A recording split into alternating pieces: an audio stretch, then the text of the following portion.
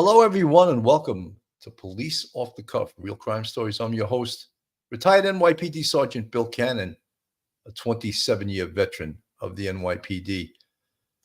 You know, folks, a lot of people have been covering this case today, and the press conference by Oklahoma State Bureau of Investigation today went off at around 11-ish. And even though they kept their posture of keeping things rather close to the vest, we did learn some new things from listening to that press conference. I'm going to play part of it. I'm not going to play the whole thing.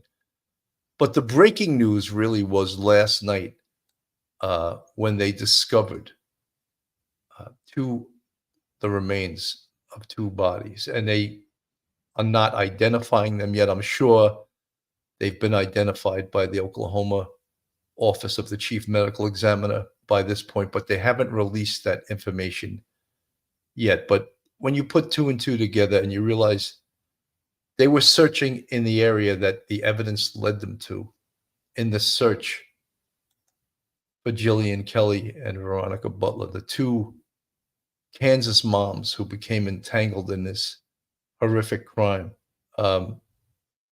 So we must believe that they did recover the bodies of Jilian Kelly and Veronica Butler.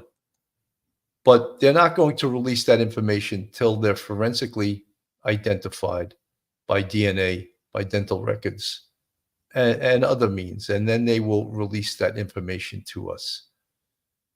In the press conference, and we'll get into it a little bit more, they did release a couple of really good investigative nuggets in regards to this case. And what was that? Well, we're gonna tell you later on as we play part of this press conference. So folks, hold on to your seats, get ready to enter true crime from a police perspective. You're entering the off the cuff zone, the police off the cuff zone.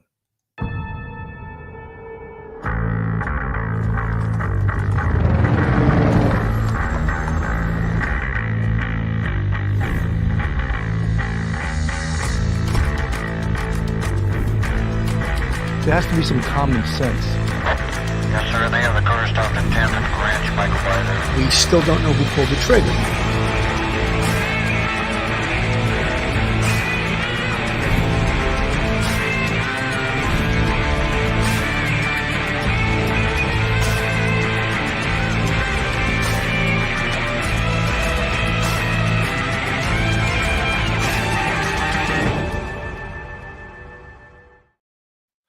Before I introduce our esteemed guest, who has been somewhat of a frequent flyer, this is not JetBlue, this is Police Off the Cuff, but I'm going to introduce her in a second. I just want to say what an outstanding job and a professional job, the professionalism to its highest level that the Oklahoma State Bureau of Investigation, the FBI, the Highway Patrol, the Kansas Highway Patrol, the Oklahoma Highway Patrol, all these law enforcement entities get together and they use that word partnership, and they do an unbelievable job. This was a needle in a haystack, yet they put this case together in just almost exactly 2 weeks, and they had the correct direction. An investigative direction is one of the most important things for a homicide investigator, because sometimes you can go the wrong way. And what do you have to do when you find that out? You have to start all over. But they picked the correct investigative direction right from the beginning. They kept their mouths shut, which I love because I know it drives the press crazy. But you know something? We're not here to feed the press information. What law enforcement is here to do is to solve this case and bring justice to the victims and the victims' families. So that's much more important than a soundbite on a TV show. Even though the press, look, we use expression on Police Off the Cuff. They can be your greatest friend or your worst enemy. And I live by that. I lived by that on the police department. I never told the press anything, but there were people that did. So enough said. I'm going to bring our esteemed guest on frequent flyer. She's a professor. I'm going to say Albertus Magnus, but that's Mike Geary's at St. Thomas University in Northern Miami. Welcome to the show, Dr. Debbie Goodman. Welcome to the show, Dr. Debbie. Hello, Sergeant Bill and the wonderful viewers. Thank you so much for having me on. And just what a deplorable, devastating case this is. And I couldn't agree with you more in the outstanding work of all of our law enforcement agencies and just the men and women who are so devoted and dedicated to making sure that they bring a case to closure of this magnitude. So kudos to them and the wonderful work that they've exhibited. You know, Dr. Debbie, I think you being a criminologist can really appreciate the professionalism, because I think in this country, we take our law enforcement for granted. We just expect them to solve things. And when they don't, we get all like crazy. Like, remember the Koberger case in Idaho, the 4 students that were murdered? When there wasn't an arrest in 6 weeks, the press was saying, oh, is this a cold case? I mean, that to me is just arrogance and really an air of being just spoiled by the great results that law enforcement gets across this country. Absolutely. I don't know how or why, but there is that expectation that we're on this instantaneous need to know. But certainly, law enforcement officials know that too much information too soon can absolutely derail the case. So you're right. You and I spoke at length about the Koberger case and people thinking it's never going to be solved. No, but we knew it's very meticulous. It's going to take time. And this one as well, for this to have been solved A to Z in 2 weeks, I hope people realize and recognize just what a great accomplishment that is. Because as you said at the onset, Sergeant Bill, it was like a needle in the haystack. Who did what and in which direction do we turn? Would it have been a complete random issue whereby the women's car may have broken down, and were they victims of robbery or some type of sexual assault or kidnapping? But it was really that issue of the family discord and disharmony that led them down the different path, and rightfully so.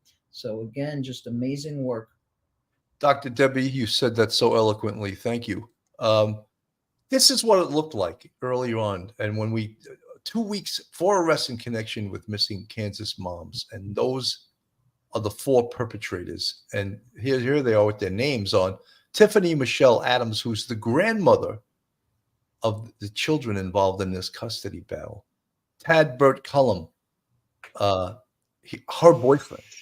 Cole Earl Twombly and Cora Twombly, apparently friends. They were identified as friends on Facebook. Oh, yes, we're friends on Facebook. Oh, how'd you like to come along and do a murder first degree with us? So many people have also commented, like, what's wrong with these people? How is Tiffany 54 years old? She looks like she's about 90. Tad Burt Cullum, 43? Are you kidding me? What it screams to me is potential drug usage. Drugs will aid you to that point. So when we look at these perpetrators, that's what I'm thinking right away. So the Oklahoma State Bureau of Investigation provided an update on the case of the 2 missing Kansas women on today during the news conference. The authorities provided a few new updates. Authorities confirmed 2 bodies were recovered in rural Texas County on Sunday. The bodies were transported to the medical examiner's office to determine their identification as well as the manner of death. Although the bodies have not been identified, the OSBI talked about the 4 arrests involving 27-year-old Veronica Butler and 39-year-old Jilian Kelly, who went missing on Saturday, March 30th, after never making it to a pickup location to get their children. During the news conference, KSN learned that the children were safe. And on Saturday, Tad Cullum, Tiffany Adams, Cole Twombly, and Cora Twombly were booked on suspicion of 2 counts of first-degree murder, 2 counts of kidnapping, and 1 count of conspiracy to commit first-degree murder. And the people that you see on the screen right now, are the ones arrested for this. And, Dr. Debbie, I want to say something because, and you'll get this too. We always teach our audience that there's a manner and a cause of death. All right. And manner of death, there's 5 ways, right? Homicide, suicide, accidental, natural, and undetermined, right? Now, the cause is gunshot wound, stab wound, asphyxia, something like that, the cause that actually caused the death. But one of the things that people don't realize is that they've already told us the manner of death, haven't they, Dr. Debbie? And I'm going to give you this tough PhD question. How did they tell us?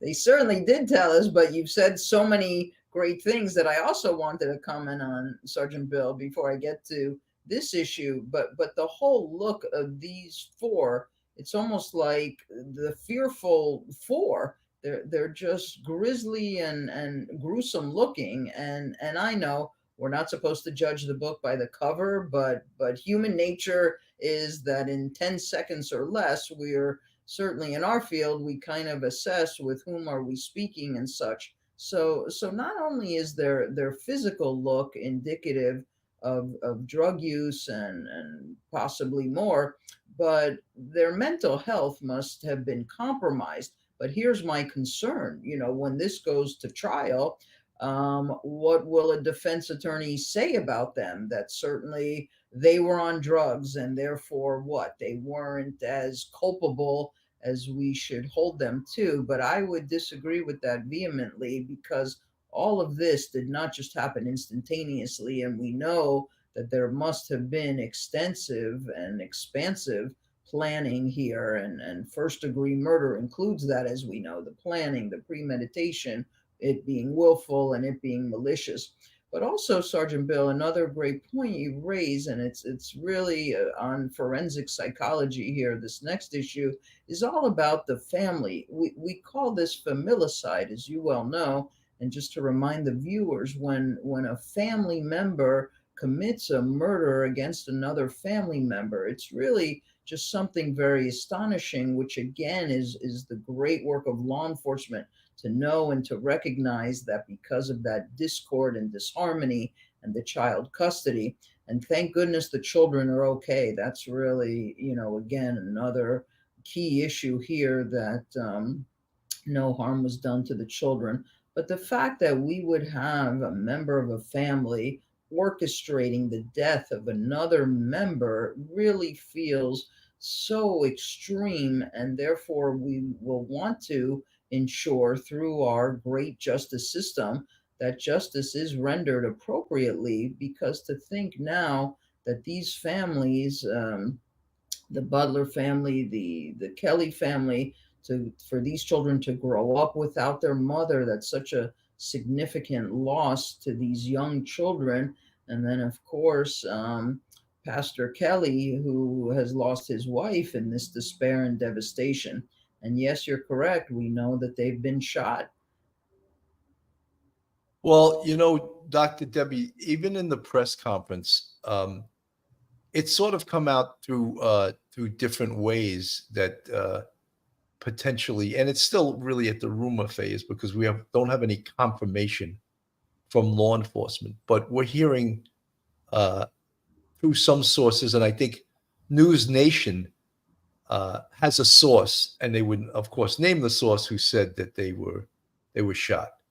So they were going with that. There's a news organization that went with that.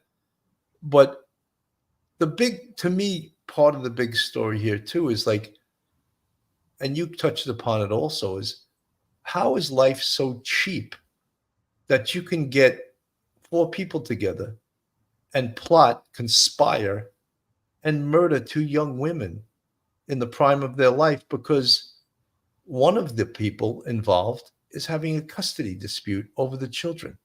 So a way to solve that problem is to eliminate the mother, just kill her. Is that, I mean, how is that an option in anyone's mental capacity, their thought process? How's that an option? And we have, we talk about the Adelson case. I mean, obviously we look at these people, they look like they've got problems in life. But then we have the Adelsons, the dental family from Miami, Sure. that conspired to kill their son-in-law. And now, one by one, the family's going down. The son, who was a periodontist, he's doing life in prison. And the next one to be charged is the grandmother. And she's going to be charged with the same charges. And this prosecutor is not finished. She's going to go after the entire family. And why did those people, educated, smart, rich people, why did they decide that murder was an option, Dr. Debbie? It's a great question, Sergeant Bill. And I think there's a sense of entitlement among that Adelson family, thinking very similarly with child custodial issues. And we don't like this person anymore. And there's a divorce. And let's simply eliminate him. It's absolutely astonishing and amazing to me as a criminologist that not only do people have the thought, but then they carry it out, right? We call that something in criminology, as you well know, and it's really criminology 101. It's called mens rea and actus reus. The mens rea component is that criminal thought, right? Even the little kid who's thinking, gee, maybe I can just steal that candy bar and nobody will see. Well, he has to have the thought first before he carries it out. Then if he decides to steal it, that's our actus reus. He went through with the action. But here we are at such a heightened magnitude of criminality when people not only think about killing somebody, their own members of their family, and then they carry it out. And unfortunately, Sergeant Bill, we also know and we have seen an uptick in these types of crimes in the last 3 calendar years from our CDC, our Center for Disease Control, our WHO, World Health Organization. And maybe it had something to do with the COVID pandemic and confinement where people are, literally with isolation. But we did see and have seen this uptick in the last 3 calendar years of family members killing family members. Murder, suicides have been on the uptick. But it really astonishes and amazes me, even though I'm deeply in our field, but the psychology that it would take and the thought process and the actions and the planning of how these people did what they did to Miss Butler and Miss Kelly, really, I'm in favor of stiff penalty to the heightened level of what the law will permit. Dr. Debbie, I almost felt like I was back teaching college when mens rea, actus rea, and I'm like, oh, can I remember what those are? And I remember I used to always teach the kids, what are the 4 culpable mental states of mind? And I'm just saying this for you guys out there, maybe never studied criminal justice. And I used to use the acronym RIC, recklessly, intentionally, criminally, negligently, and knowingly. And I was like, see, just remember who Rick is. And you remember that, I was always a big acronym guy because it enabled me to remember some of the things that were a little more difficult to remember. I'm going to play some of the press conference. And obviously this went on at about 11. A lot of YouTubers, a lot of content creators went live with it. I like sometimes to digest it and see what it possibly means.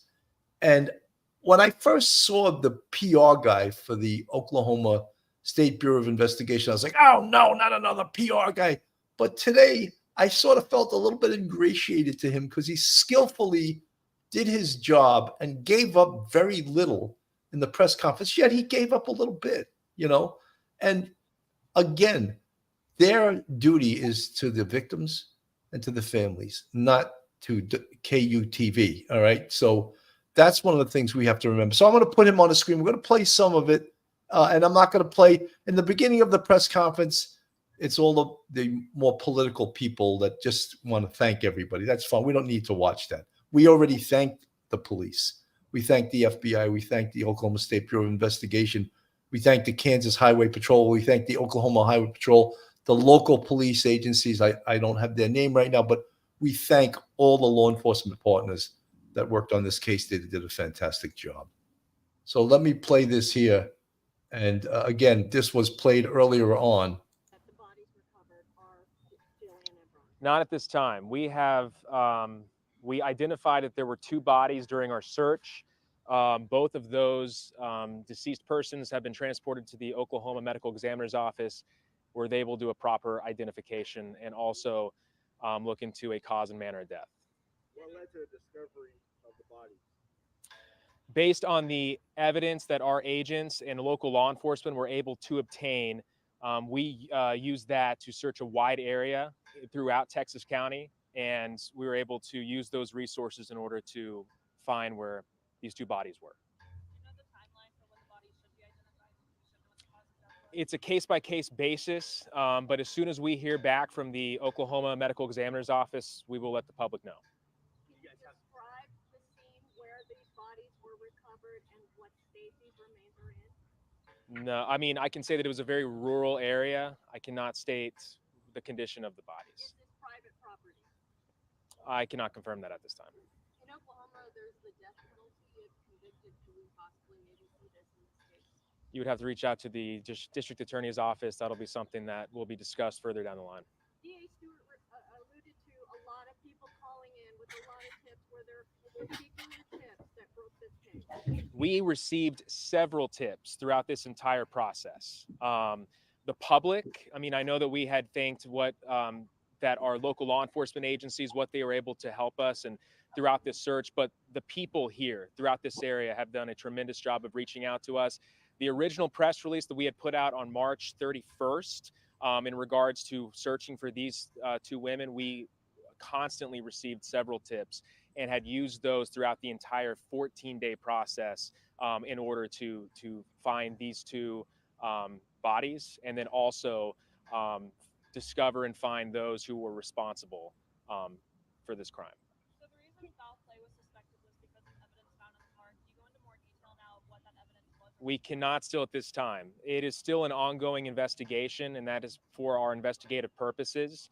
Again, we can say that the evidence that was discovered inside of that abandoned vehicle and around it, we're able to help our investigators determine that there was foul play involved, and then led to the progression of this investigation. What was in the vehicle around it, we cannot discuss. Dr. Debbie, we had spoke, actually, I went live myself last night, and I spoke about how potentially, and I don't know what the forensic evidence was in the vehicle other than there was blood. And Right. could there have been blood spatter?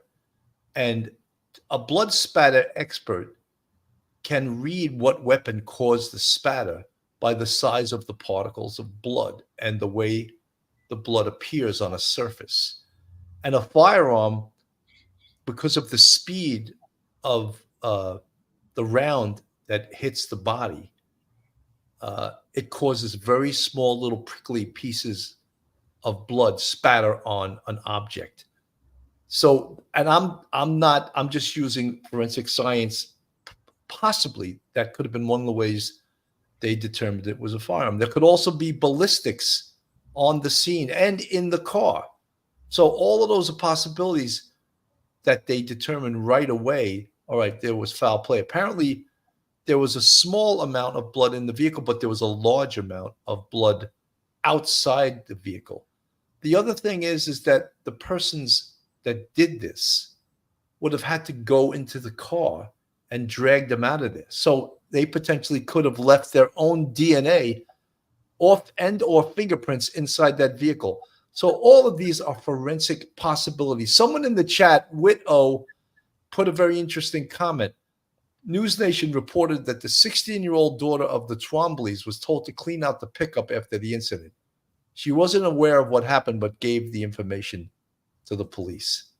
You know, Dr. Mary Ellen O'Toole, who was a retired FBI agent, and I'll play a little cut from her before that she went on one of the stations and said, and the way she put it, I sort of appreciated. There was definitely some human source info. I like that little term, meaning someone told them something that led them where. The other thing is, and we spoke about it the other night, myself and Mike Geary, who is the weak link out of this crew? Who is the weakest person? Who's going to say, oh my God, I'm facing the death penalty? I've never been arrested before. Could it be Cora Twombly? Could it be Tiffany Michelle Adams, who potentially could be the shooter in this. Someone sang like a parakeet, to use my New Yorkism, right? Someone gave human source information, as Dr. Mary Ellen O'Toole, former FBI agent, says. So that puts the police on the correct compass course. Dr. Debbie. Right. Two great points, Sergeant Bill. First, let's talk forensically. And here again is where we're with such commendation and accolades to our experts who really know how to interpret and analyze and dissect all of this. So you're right on point with whatever type and composition of blood was found in the car, they can make that decision and determination as to from what type of weapon did it resonate. And most likely a gun. We'll say it that way only because nothing has been 100% confirmed. And then the next great point you offer is not just the interior of the car, which we know is very important for a variety of other things, right?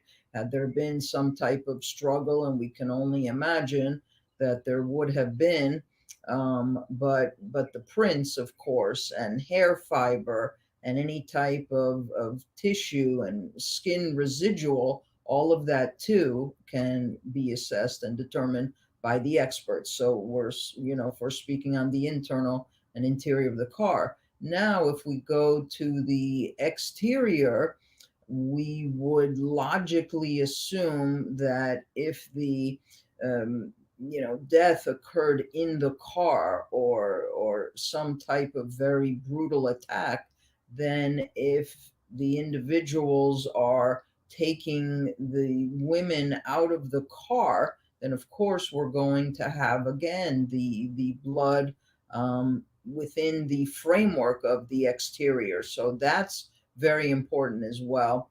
And it's just, again, a tremendous effort here to really piece all of this together and connect the dots. And that's exactly what's happened. So, Dr. Debbie, I'm making you a star by giving you the screen to yourself. I hope you know that. you're the best. We have to have some humor when we cover these heavy situations. So I just want you to know, I'm giving you some shorts for your academic career. Jane C. Yes, go ahead. I was only going to mention that human factor too. That's very important. Well, let me just shout out to Jane C, and then I'll go right back to you. Jane C, thank you so much for $4.99 super sticker. Very much appreciated. Guys, we try to explain this in a scientific way and in a way, an experienced way. I did this for 27 years, and I was in the detective bureau, NYPD, greatest detectives in the world. They say they are. I think they are. And I was in the detective bureau for 16 years. My last 10 in Manhattan North Homicide, the most prestigious homicide unit in the nation. So I'll get away with it. Dr. Debbie, go back to your thought. No, but before I do, a shout out to you and always the thanks and appreciation for all of your years of tremendous service. And you're still serving the community, Sergeant Bill, through training and education and bringing such amazing programming. So that's certainly very much appreciated. And to NYPD, of course, we love all of our officers. No, I was merely commenting on your other point, which was excellent as well, about that human factor. Somehow these people are like, they think they're the Incredible Hulks, right? When they're committing the crime and they're planning the crime, and they'll be the untouchables. But I do appreciate when, again, back to excellent law enforcement, through the interviews, the interrogations, the questioning, the pressure to tell the truth, ultimately somebody will break. And we need that to happen, even in this framework of 4 horrendous people. For somebody to have spoken, that's critical. Absolutely, 100%. The love of God. Mods, can you tell Sergeant Bill check affidavits? Newsation report even showed computer search. But, the love of God. I mentioned all of these things, and I'll mention it again. One of the biggest things in any homicide investigation these days is digital evidence. Digital evidence meaning the cell phones, the computers, the car computers, the text messages going between the perpetrators in communicating with each other. All of that stuff is tremendously important. That's why detectives have to be versed in that type of information. And we know right now, look at the charges, all right? Each person is being charged with murder in the first degree. So one of the things we know about that is that for there to be a murder in the first degree, there's an underlying felony. And the underlying felony here is almost as depraved as the murder itself, and that's kidnapping. So they abducted someone against their will and took them to a location they didn't want to go to. So that's the underlying felony. And then to put the icing on the cake, we have conspiracy to commit murder, which means all these four individuals conspired with each other. They talked about it, they planned it to commit these heinous murders, all over a custody battle. I mean, is there anyone out there that if their neighbor came to them and said, "Hey, I need you to help me kill two people"? I mean, is there anyone that's going to say, "Oh yeah, I'm available Friday"? You know, come on. This is just horrific, and it's almost not believable. And someone just said, "Oh, I hear that Tiffany Michelle Adams is a meth addict." You think? You think she's got some kind of drug problem? I mean, 54 looks like 84 in that picture, you know? And most of us, as we get older, we try to look better, not worse, right? We try to exercise, eat right, get sleep, do all of those things that don't cause you to look 84 when you're 54. I mean, that's really not that important. But what is important is that this investigation took the correct path from the beginning. And I always say it's so simple. Your interview and interrogation is one of the most important parts of investigation. And when you ask a question, what happens? You get an answer. And when you get an answer, what does that lead to? More questions. You start asking more questions. And then the crystal ball starts becoming clearer. And you start to get a picture of what may have happened. And then you have to do something we call vet information. Not all information told to you by everyone is truthful. People lie. I don't want to shock the audience, but people do lie, you know? So you have to vet the information and you have to separate the wheat from the chaff, right? And know what is good information and what's absolute bullshit, you know? And that's what great interrogators do. That's what great interviewers do.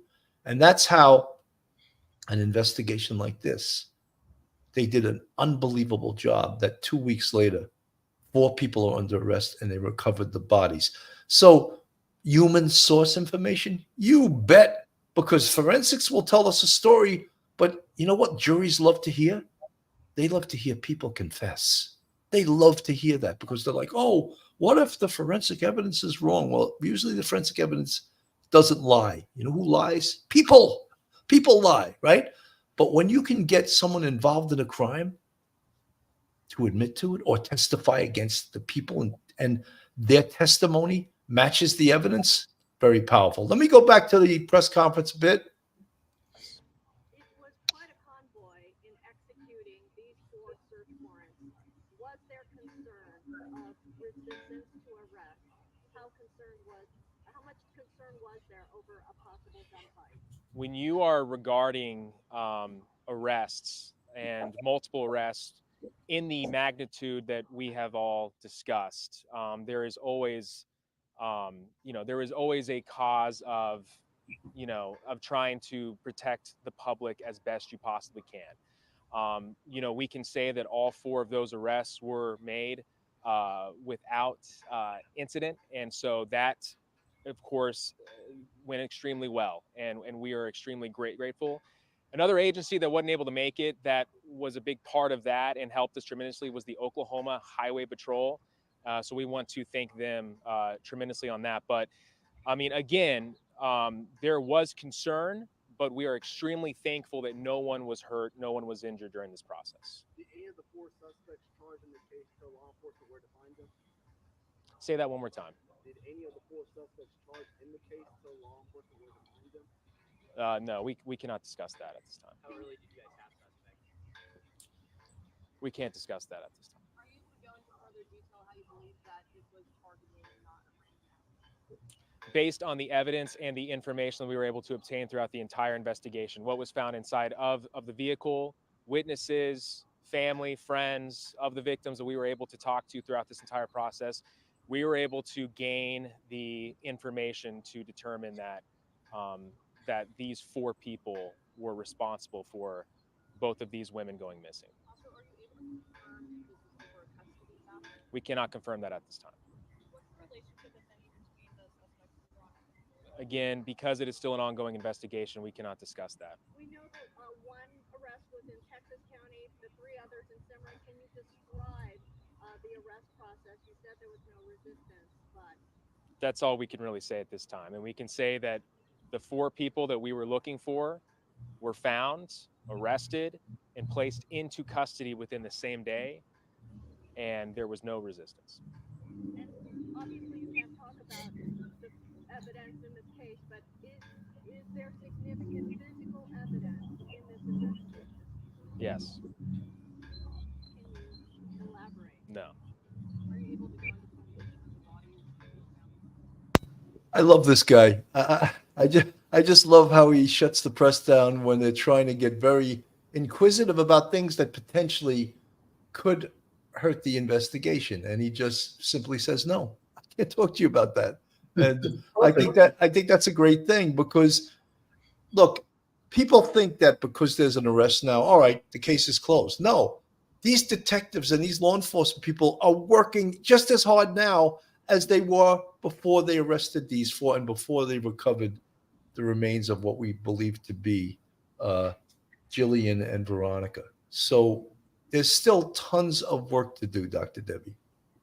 There is, Sergeant Bill. Again, you know, the kudos and the accolades of all that it took, and the men and women involved in tireless efforts of sacrificing time and interaction with their own families to make sure that they could get to the people and get to the bottom line here of who did this horrendous action. And 2 weeks is really a very quick turnaround for what has happened here with 2 decedents, and to know that 4 people were involved and they've made the arrests. And you're right, they're continuing, of course, with making sure the interviews, the interrogations, that everything, you know, the I's are dotted, the T's are crossed, no room for error, and just honing in on who really did what and how was this all laid out. There's still that entirety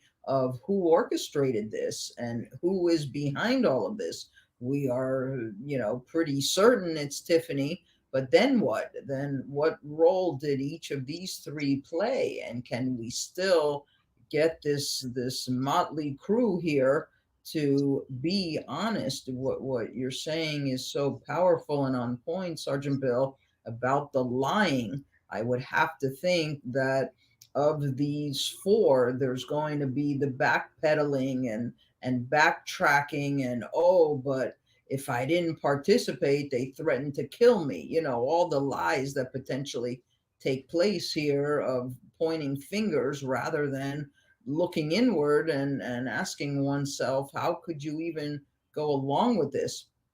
You know, we look at the beautiful images here of Miss Butler and Miss Kelly, and I can only again relate in the sense of being a mom. And you know, moms will move mountains for their children, and I'm thinking about this drive. They made the drive to get to the children, and yet terribly so, devastatingly so, they didn't make it. But to have been intercepted here by these 4, and what was to come next can just only create the pathway of despair and devastation for the children left behind. Absolutely.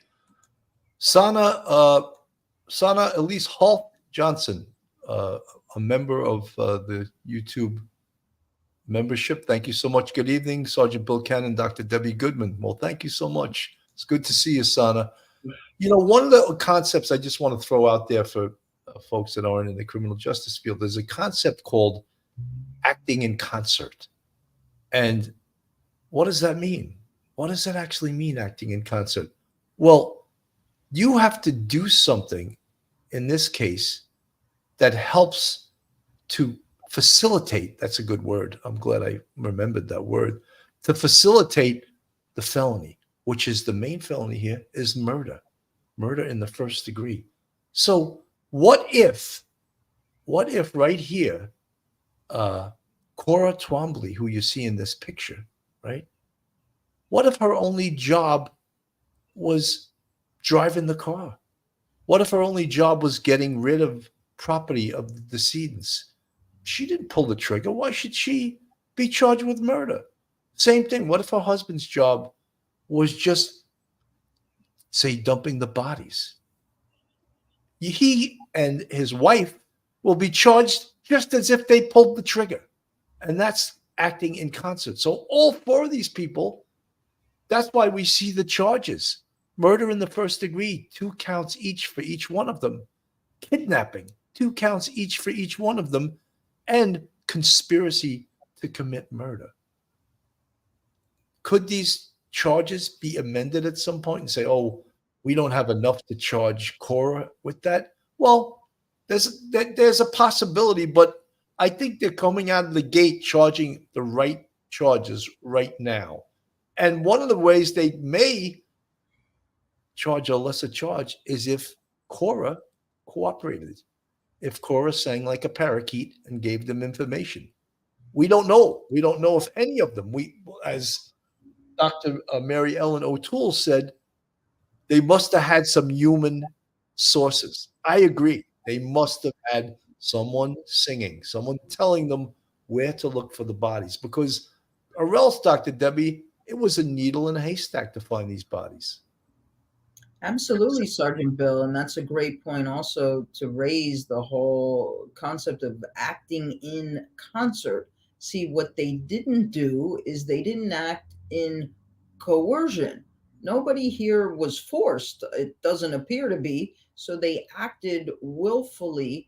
Back to your RIC acronym, Sergeant Bill, they all had knowledge. They knew what was happening. It's not like, let's get in the car and take a drive to the corner convenience store and get some popcorn and soda here. So everybody knew what the plan was going to be. So that knowledge, and also, we could throw in a couple of legal themes here of duty to intervene, even among the four, even as all of this, in whatever manner it was being discussed, somebody could have stood up to say, are you out of your mind? Are you crazy? Of course we're not doing this. Did anybody do that? No. So in the car, they all went for this trip to kill. And they even, before it all happened, somebody still could have stood up to the others with bravery and boldness and say, no, we cannot proceed with this. Nobody did that. So there has to be penalty and punishment for these 2 beautiful lives lost with intent. They intended to do it, Sergeant Bill, and they did it. They could have changed their minds. They did not. But I understand what you're saying, and I do agree in part. I don't know yet in full because I don't know the extent of each one's actions. Once we know that, then I may have a better or different answer. But right now, I'm in agreement about potentially if any of these 4, or even if more than one of the 4 were to again participate in turning state's evidence and share with what actually happened, could they potentially get the lesser sentence and punishment? I would say yes. But again, if Absolutely. everybody's a participant, then I'm on the fence. Lisa Botkin from the chat, wish the officials had been asked, was there ever a chance of Veronica and Jilian being rescued alive? Lisa, that's a great question. I don't think they would have answered it, though, because that would have given up some part of their investigation. I want to play this. This was News Nation last night as the information came forth that they had just recovered the remains of two bodies. They didn't, again, identify who it might be. Get to right now, just coming into our newsroom, a sad ending. The bodies believed to be the two Kansas moms found by police in Oklahoma. This information just coming in right now. 27-year-old Veronica Butler and 39-year-old Jilian Kelly, last seen March 30th. Tiffany Adams, a grandmother of one of the kids, one of the people now arrested after Butler and Kelly disappeared. Let's get straight to News Nation's Nancy Liu live on the ground for us tonight. Nancy, tell us what you're learning now.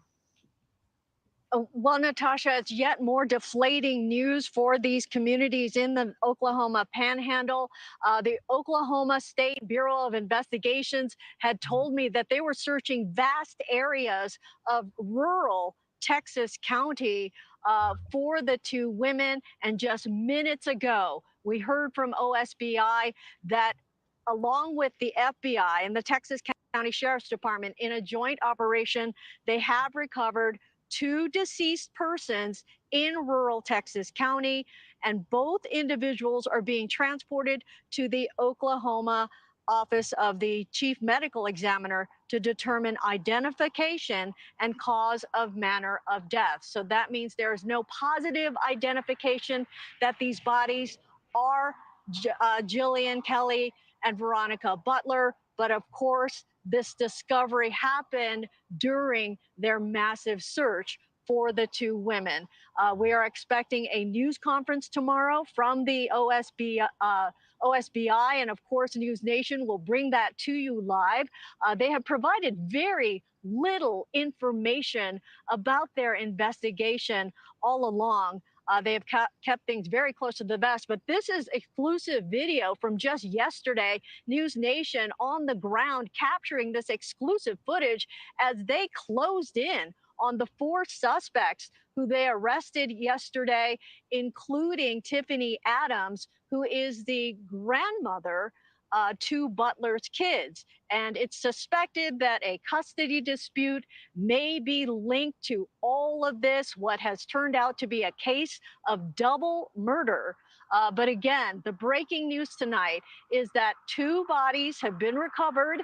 There's no positive identification of these two bodies. They are now on the way to the medical examiner's office, but these bodies were recovered during the search for these two women, Veronica Butler and Jilian Kelly. So yet more deflating news to an already tragic story, Natasha. Yes, certainly. And I know you've been pointing out all night, Nancy, there are 6 children in all of this left without their mothers, but we appreciate you bringing that breaking update straight to us. Nancy Liu live in Texas County, Oklahoma. So that was last night when they first recovered these bodies. And I also want, I want to give a shout out to News Nation, because sometimes we beat up the media, and they did a fantastic job on this. And they were boots on the ground. They were feeding us this information in a very unfriendly place. When you look at that location, I don't think you'd want to be out there by yourself. It's a scary, they call it rural. It's a scary little location with a lot of meth heads, it seems like, based on what we're seeing here. And this is where they chose to commit this horrific crime. And just absolutely outrageous. I want to go to a quick commercial, folks. If you like true crime from a police perspective, then you're in the right location. And if you're not subscribed to us, go on our YouTube, hit that subscribe button, give us a thumbs up, hit the like button, share us with your friends or your family. And if you want to contribute to us, we have a Patreon with 3 different levels. We also have a YouTube channel membership with, count them, 5 different levels. And our fans, our friends, our subscribers, they make this show possible to keep it going every day. And we really appreciate them. Sana Elise Hoth Johnson, again, thank you for the NOK 50. Have a nice day. Sana, you too. So glad that you could join us from way across the pond. Thank you so much for joining us. Dr. Debbie, and Dr. Debbie, I know that you're at school right now. And if at any point you have a class you have to take off, I fully understand it. I won't say, hey, where'd Dr. Debbie go? I won't hear the bell of calling Dr. Debbie to her next class. And I really appreciate you coming on with virtually no notice whatsoever, which is the way I fly sometimes. I fly by the seat of my pants, and I call people up, hey, you want to come on the show? When? Oh, 15 minutes from now. Oh, my God. And Dr. Debbie more times than not says, yes, yes, I'll do it. So thank you, Dr. Debbie. I really appreciate you coming on the show. I wanted to play that piece by Mary Ellen O'Toole, because I think she's great. I think she's also now a professor and former FBI agent. But let's listen to what she says, because I think a lot of times you hear people talk about these cases, and not all of them have the experience I think that she has. And I've listened to her on lots of cases, and forensically, she is quite an expert. So let me play this here. Ellen O'Toole, retired FBI special agent and director of the Forensic Sciences program at George Mason University. Mary Ellen, thanks for joining me this morning. Talk about a weekend. I mean, in just a couple of days, you had 4 arrests and the discovery of what will likely be the bodies of the 2 moms. We're expecting that press conference today from OSBI. As a retired FBI agent yourself, what are you expecting to come of that later today? What I would be expecting at this point, short of any additional information in the next couple of hours, is that they will have identified the 2 bodies that they found. They will provide the cause of death. To me, it was really interesting that they already established the manner of death, homicide, before they even found the 2 bodies. So they must have a lot of forensic evidence there that allowed them to reach that conclusion. But I would expect that they will finalize that. They may amend the charges as well. Those are very serious charges to be filed preliminarily. So we'll see whether or not they will amend those charges based on what they've learned happened at that crime scene. Yeah, and you bring me to my next question with the charges and the evidence. The suspects were all charged with a couple counts of first-degree murder, kidnapping, conspiracy to commit murder in the first degree. Just based on hearing that, what would evidence have to look like, Mary Ellen, for investigators to bring those charges against them and take them into custody? Such a great question. It would have to be pretty significant. It would have to be information that came from probably several sources. One of them would be the forensics. That would be very important. And it sounds like they were able to determine a lot from the vehicle. So the forensic evidence is going to be very important and very critical. But secondly, they probably had human source information. And by that, I mean, when you have 4 people who possibly couldn't be involved in something like this, especially something where you're looking at the severest of charges, it's not unlikely that somebody talked in order to even reduce their charges, or that somebody told somebody else and it ends up on Facebook. So I think they probably had that information as well, so they could put the 2 together. But it looks like authorities were absolutely confident that they got it right, again, before they even identified the 2 bodies. Yeah, I'm curious what these 4 are saying just behind the scenes here. We're waiting and standing by to see what OSBI has to share today. Mary Ellen O'Toole, I'm so sorry, but I have to leave it there. Thank you for hopping. Your thoughts, Dr. Debbie? Yeah, right on point. Again, it was really the combination of the right elements, the forensic issues that we spoke about with blood, determining how did that blood come to be, via knife, via gunshot, exterior of the car where they found blood, and also the human dynamic. We have these people, Sergeant Bill, in our field who are simply bad people. How else can we say it? To make a decision to think about killing somebody, and 2 people here, double homicide, and then to plan it out and to carry it out is just evil. So that's what happened. But also the human dynamic, when these individuals think they're the super incredible Hulk during the planning stage, during the commission of the crime itself. And of course, they all think they're getting away with it, just like you brought up at the onset, the Adelson family, and they thought the same thing. And the beauty is we have brilliant men and women in the law enforcement profession who will ensure that that simply will not happen. So when these people talk and they realize they're potentially facing a life sentence without parole and or the death penalty, it's a wise decision to cooperate with law enforcement. So let's see what comes next. Absolutely. You know, I always talk about the art and the science of investigation. And the art, of course, is the great detective work and the ability to talk to people, to interview, to interrogate, to put two and two together, to do what I call it hypothesizing and theorizing. And detectives get together, especially in a case like this, early on, and they start discussing direction, investigative direction. And this may, to someone unfamiliar with investigation, oh, this may seem, oh, it was so simple. There's a custody, but yeah, I guess you would think that would right away smack everyone across the face and said, that's the direction you have to go in. There's a custody battle between this grandmother, and then you look at the people that that potentially are involved, Tiffany Michelle Adams and Tad Burt Cullum, and let's pull up their criminal histories. Let's pull up who they are in life, and you start finding out some nasty things about them, right? Everyone leaves a record somewhere, right? Everyone leaves their imprint on this earth. And one of the ways investigators find out about people is, guess how, folks?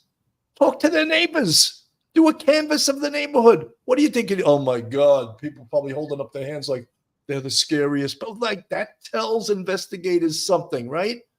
When people are terrified of their neighbors, something is rotten in Denmark. I can't believe I said that, but something's rotten in Denmark, right? And that's how detectives determine this. They don't just meet the people or, just specifically criminal histories tell you a lot. What do the people do? If they're fighting with people all the time, that should raise a red flag. And all of these things that we find out absolutely paint a picture of who these people are. Dr. Debbie. Yeah, that's really very important, Sergeant Bill. And I like to also go right to the victimology, meaning who are the victims? I often feel that if we can look there first, stay there for a while, get to know who were the victims, with whom do they interact? Do they work? What are their social behaviors and activity? What's their pattern? Once we can also take a look there, then I think it mushrooms and it blossoms further, particularly to those in their lives. And then I like to compartmentalize a little bit, because in all of our lives, yours, mine, our viewers, we have personal associations and we have professional. But quite frankly, both of those can play a significant role depending upon the relationships we have with the people in our personal time and interaction, the family, the friends, the neighbors. Then we move into the professional realm. With whom do we interact for those who work, and who are the colleagues? And then really with both groups, Sergeant Bill, we look at any discard and disharmony. And if there is any such thing, I think that really becomes the tipping point in a lot of these cases. I know it sounds alarming to think, but how could a friend want to kill somebody? How could a family member want to kill somebody? How could a work colleague?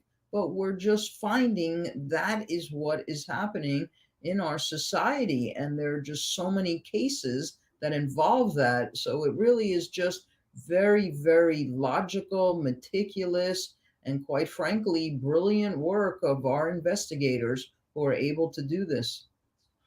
Dr. Debbie, from your appearances on the Police Off the Cuff podcast, I think I'm turning you into an honorary investigator. You're not just a criminologist. I'm turning you into an honorary investigator. And of course, I mean that humorously. Simi Sharp from the chat. Yeah, I love these NYPD dudes. I get a kick out of how they talk, and they smart mofos too. I like that, MFs too. I'm from the Midwest, and my cop friends and family are different. Not as funny. I don't know. Well, thank you. I take that as a compliment. I absolutely will. While yet still today, when news first broke that arrested and motive likely child custody war, I recalled Sergeant Bill Cannon and Police Off the Cuff telling us channel members that this type scenario would likely be just what we're seeing now.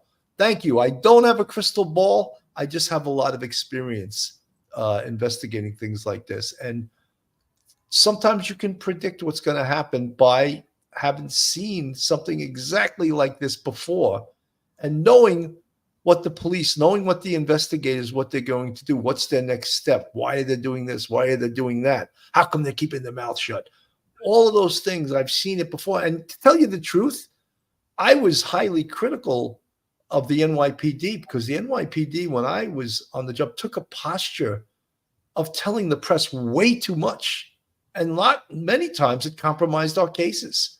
But that was the posture of the powers that be in the NYPD. They were telling the press everything. And sometimes actually, compromising the case. And I'm sure people are listening now from the NYPD. The people that really know the real deal will agree with me. Others will say, "Oh, he's not." No, it was absolutely 100% the truth. I remember one time we had 3 perpetrators we were going to pick up in the morning, and I got a call from the Deputy Commissioner of Public Information, and they said, "What's going on with that case?" And it was on the front page of all the newspapers. I won't say the name of the case. And I said, "Well, we've identified all the perps, and we're going to get them this morning." And the guy from the Deputy Commissioner of Public Information Office says, "Yeah, what's their names?" And I said, "I'm not telling you their names because you're going to give it to the newspaper. They'll print it and they'll all lawyer up, and we could use confessions." So this little weasel, who happened to be a detective, hands the phone to an inspector who outranks me by 3 ranks and gets on the phone screaming at me. But I kept it real cool. I work in homicide. I'm not intimidated by some 1 PP inspector. "Who are you to tell?" He starts screaming at me. I said, right on the spot, I made up a story. I said, "Chief so-and-so told me not to tell you." And so now he can't yell at him. He outranks him by 3 ranks. So we went and picked up the perps. We got them. They all confessed, and we lived happily ever after. But that's the way the press can hurt a case, by printing something and basically giving the perps a heads up that, the police are looking for these 3 guys, so that was life in the NYPD. Lieutenant Peter Pranzo, hey, had the BB Simi Carol. Lieutenant Pete's in the chat. Harlem Raiders, always good to see Lieutenant Pete. So that's basically going to be our show for today. And I want to thank Dr. Debbie for coming on the show. It's always a pleasure to have you on the show. And any of you guys that are professors in horrible climates, suffice it to say, Dr. Debbie's in Northern Miami. So that's where her school is. So if you want to try to get a PhD and teach in Northern Miami, she's at St. Thomas University, and it's a beautiful weather and a great place to live. As new information comes forward in this case, and of course, the next thing that's going to come forward is the positive identification of the remains, which is not going to be a surprise to anyone who it belongs to. But as we get new information in this case, we will certainly present it to you. I wanted to just show something. This was put on Facebook, supposedly from the mother of Jilian Kelly. Could she have known this? Could the police have told her this earlier on? Yeah, but we can't confirm it. So I didn't go with it as the truth. She also put this there early on in the investigation that her daughter Jilian had passed away. So this was on Facebook. But I don't go with any of that stuff as if it's true until the police confirm it and it's true. But we'll never get a confirmation on that. Dr. Debbie, I'm going to give you final thoughts, your final words. Well, as always, Sergeant Bill and the wonderful viewers, a pleasure to join you and to engage in the conversation. I think really today's story is about thanking law enforcement, being appreciative, being grateful for the outstanding work of the men and women involved here in this 2-week process to be able to bring it to closure A to Z through the forensics, through the human dynamic. They've done an extraordinary job. I always feel terribly when there's a death, and I think about the ripple effect. So, of course, I would like to express my condolences to the Butler family, to the Kelly family, and to all of their extended, members of their families and their friendships, because this has a tremendous impact and it's far reaching when we have this type of atrocity that occurs. And to our justice system, we'll certainly be looking forward to the right penalty, the right outcome for these 4 individuals who decided to do this. It's absolutely hideous, and what the penalty and punishments will be consistent with the law, and I'm sure they will have the right outcomes. Absolutely. So thank you, Bill. From the chat, Dr. Debbie, I just got to give you some kudos. Heather, we love Dr. Debbie with a little heart there. Thank you. Heather, whatever, Dr. Debbie, yay. I want to just read the Simi Sharp, another Dr. Debbie fan, clapping. Heather, whatever, thank you both. Well, I thank all you guys for tuning in. While yet still today, I like Dr. Debbie's new do. Thank you. Heather says, thank you, Sarge. I also wanted to read something. Donna Sheridan, I'm so sorry to hear this. In 1995, we had a murder in the family. The local media wanted every detail of the case. The sheriff's office declined to tell them what they wanted to know until the trial.